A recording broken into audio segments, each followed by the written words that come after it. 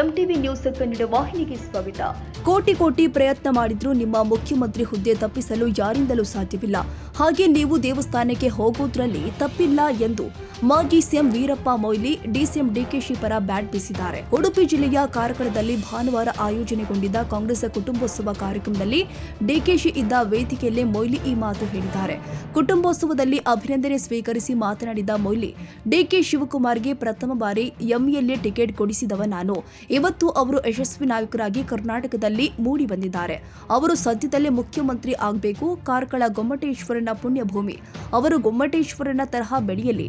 KPCC ಅಧ್ಯಕ್ಷರಾಗಿ ಪಕ್ಷ ಸಂಕಷ್ಟದಲ್ಲಿ ಇರುವಾಗ ಸಂಚಲನ ಮೂಡಿಸಿದ್ದಾರೆ. ರಾಷ್ಟ್ರದ ಎಲ್ಲ ರಾಜ್ಯದಲ್ಲಿ ಕಾಂಗ್ರೆಸ್ ಅಧಿಕಾರಕ್ಕೆ ಬರಲು ಹೋರಾಟ ಮಾಡಿದ ಧೀಮಂತ ನಾಯಕ ಡಿಕೆಶಿ ಎಂದಿದ್ದಾರೆ. ನಮ್ಮ ಡಿಕೆ ಶಿವಕುಮಾರ್ ಅವರನ್ನ ಪ್ರಪ್ರಥಮ ಅವರಿಗೆ ಎಂಎಲ್ಎ ಆಗಬೇಕು ಅಂತೇಳಿ ಟಿಕೆಟ್ ಕೊಡಿಸಿದವ ನಾನು. ಆದ್ದರಿಂದ ಇವತ್ತು ಅತ್ಯಂತ ಯಶಸ್ವಿ ನಾಯಕರಾಗಿ ಕರ್ನಾಟಕದಲ್ಲಿ ಮೂಡಿ ಬಂದಿದ್ದಾರೆ. ಅವರು ಸದ್ಯದಲ್ಲೇ ಮುಖ್ಯಮಂತ್ರಿ ಆಗಬೇಕು ಅಂತೇಳಿ ನಾವೆಲ್ಲ ಹಾರೈಸೋಣ.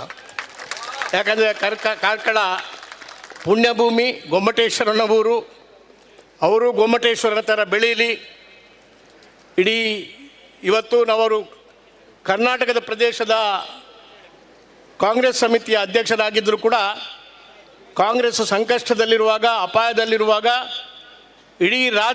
ಇಡೀ ರಾಷ್ಟ್ರದ ಎಲ್ಲ ರಾಜ್ಯಗಳ ಕಾಂಗ್ರೆಸ್ ಪಕ್ಷ ಅಧಿಕಾರಕ್ಕೆ ಬರಬೇಕು ಅಂತೇಳಿ ಹೋರಾಟ ಮಾಡಿದಂಥ ಒಬ್ಬ ಧೀಮಂತ ಕಾಂಗ್ರೆಸ್ ನಾಯಕ ನಮ್ಮ ಡಿ ಕೆ ಶಿವಕುಮಾರ್ ಅವರು.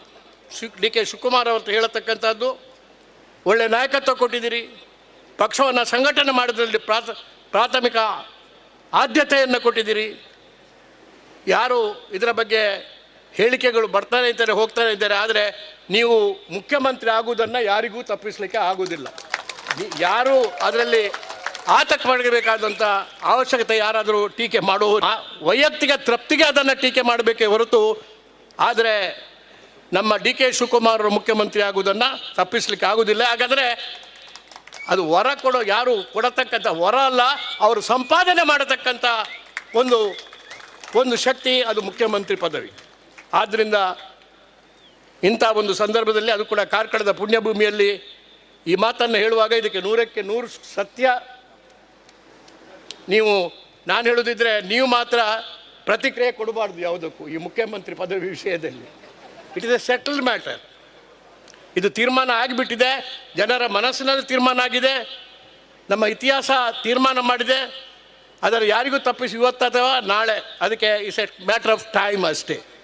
ಅದಕ್ಕೆ ಯಾರು ಕೂಡ ಅದಕ್ಕೆ ಅವರ ಸಪೋರ್ಟರ್ಸು ಕೂಡ ಸುಮ್ಮನೆ ನಾವೇ ಮಾಡಿಸಿದ್ದೇವೆ ಅಂತೇಳಿ ಯಾರು ಹೇಳ್ಕೊಳ್ಬೇಕಾದಂಥ ಅವಶ್ಯಕತೆ ಇಲ್ಲ.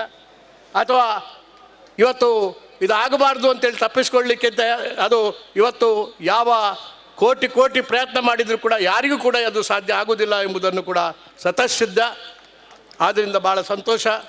ನಾನು ಹೆಚ್ಚು ಮಾತುಗಳನ್ನು ಬೆಳೆಸಲಿಕ್ಕೆ ಹೋಗುವುದಿಲ್ಲ.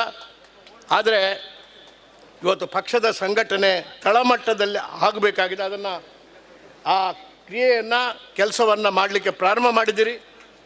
ಇಲ್ಲಿ ಕೂಡ ನಾವು ಮಾಡ್ತೇವೆ. ಇದು ಖಂಡಿತವಾಗಿ ಕೂಡ ಬರೀ 5 ಇಲ್ಲಿ ಅಲ್ಲ, ಆ ಕಡೆ ಕೂಡ ಒಟ್ಟು 15, ಒಟ್ಟು 13 ಸೀಟುಗಳಲ್ಲಿ 13 ಸೀಟು ಕೂಡ ಮುಂದೆ ಬರತಕ್ಕಂಥ ಅಸೆಂಬ್ಲಿಯಲ್ಲಿ ಕಾಂಗ್ರೆಸ್ಗೆ ಬಂದೇ ಬರ್ತದೆ. 3 ಲೋಕಸಭಾ ಸೀಟ್ನಲ್ಲಿ 3 ಕೂಡ ಲೋಕಸಭಾ ಸೀಟು ನಮಗೆ ಬಂದೇ ಬರ್ತದೆ. ಆ ಶಕ್ತಿ ಇರತಕ್ಕಂಥದ್ದು ಅದು ಕಾಂಗ್ರೆಸ್ಗೆ. ಅದು ನಮ್ಮ ಪುಣ್ಯ ಭೂಮಿಯ ಅಂತಃಶಕ್ತಿ. ಇದು ಆ ಶಕ್ತಿಯನ್ನು ಯಾರಿಗೂ ಕೂಡ ಇಳಿಸಲಿಕ್ಕೆ ಸಾಧ್ಯ ಆಗೋದಿಲ್ಲ ಅಂತೇಳಿ ಹೇಳಿ, ದೇವಸ್ಥಾನಕ್ಕೆ ಹೋಗುವಂಥದ್ದು ಅದರ ಬಗ್ಗೆ ಏನು ಯಾರಿಗೂ ಕೂಡ ಒಂದು ಆ ಭಾವನೆ ಬೇಕಾಗಿಲ್ಲ. ದೇವಸ್ಥಾನಕ್ಕೆ ಇದು ನಮ್ಮ ಭೂಮಿಯಲ್ಲಿ ಇಲ್ಲಿ, ಅದು ಕೂಡ ಇದು ದಕ್ಷಿಣ ಕನ್ನಡ ಜಿಲ್ಲೆ, ಉಡುಪಿ ಜಿಲ್ಲೆ, ಇದು ದೇವರ ಭೂಮಿ. ಆದರೆ ದೇವರ ಭೂಮಿಯನ್ನು BJP ರಣಭೂಮಿಯಾಗಿ ಮಾಡತಕ್ಕಂಥ ಅವರ ಪ್ರಯತ್ನಕ್ಕೆ ಯಾವಾಗಲೂ ಕೂಡ ಯಶಸ್ವಿ ಆಗುವುದಿಲ್ಲ. ದೇವರ ಭೂಮಿ ಅದು ದೇವರ ಭೂಮಿಯಾಗೇ ಉಳಿಯುತ್ತದೆ ಅಂತೇಳಿ ಹೇಳಿ ನನ್ನ ಮಾತುಗಳನ್ನು ಮುಗಿಸ್ತೇನೆ. ತಾಜಾ ಸುದ್ದಿಗಾಗಿ ಎಂಟಿವಿ ನ್ಯೂಸ್ 24x7ಗೆ ಸಬ್ಸ್ಕ್ರೈಬ್ ಮಾಡಿ ಮತ್ತು ಬೆಲ್ ಐಕಾನ್ ಅನ್ನು ಒತ್ತಿ. ತಪ್ಪದೇ ಲಿಂಕ್ ಶೇರ್ ಮಾಡಿ.